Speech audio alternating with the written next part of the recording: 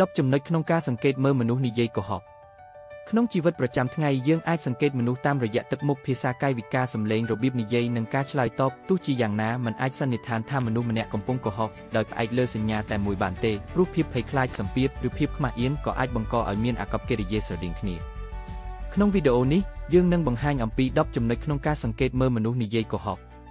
សូម Like Share និង Follow Subscribe ពីនេះពីនោះដើម្បីទទួលបានវីដេអូថ្មីបន្តទៀត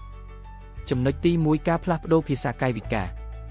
មនុស្សម្នាក់អាចអង្គុយមិនស្ងៀមប៉ះដៃប៉ះមុខឬផ្លាស់ប្ដូរឥរិយាបថញឹកញាប់នៅពេលមានភាពតានតឹងប៉ុន្តែសញ្ញាទាំងនេះមិនមែនជាភស្តុតាងថាគាត់កុហកទេត្រូវប្រៀបធៀបជាមួយអាកប្បកិរិយាធម្មតារបស់គាត់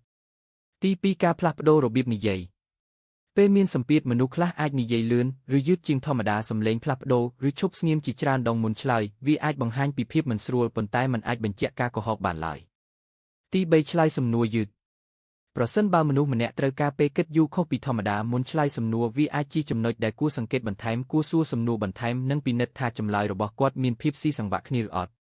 ទី4រឿងរ៉ាវមិនស៊ីសង្វាក់គ្នាប្រសិនបើព័ត៌មានអំពីពេលវេលាទីកន្លែងឬហេតុការណ៍មានការផ្លាស់ប្ដូរពីអ្វីដែលបាននិយាយពីមុននោះគួរតែពិនិត្យបន្ថែមប៉ុន្តែការចងចាំខុសក៏អាចធ្វើឲ្យមនុស្សផ្ដល់ព័ត៌មានខុសគ្នាបានដែរទី5ផ្ដល់ព័ត៌មានលម្អិតច្រើនពេកមនុស្សខ្លះអាចព្យាយាមពន្យល់រឿងយ៉ាងលម្អិតដើម្បីធ្វើឲ្យអ្នកដទៃជឿទោះជាយ៉ាងណាការនិយាយច្រើនក៏អាចជាចរិតធម្មតារបស់មនុស្សម្នាក់ផងដែរដូច្នេះមិនគួរវិនិច្ឆ័យតាមចំណុចនេះតែមួយឡើយ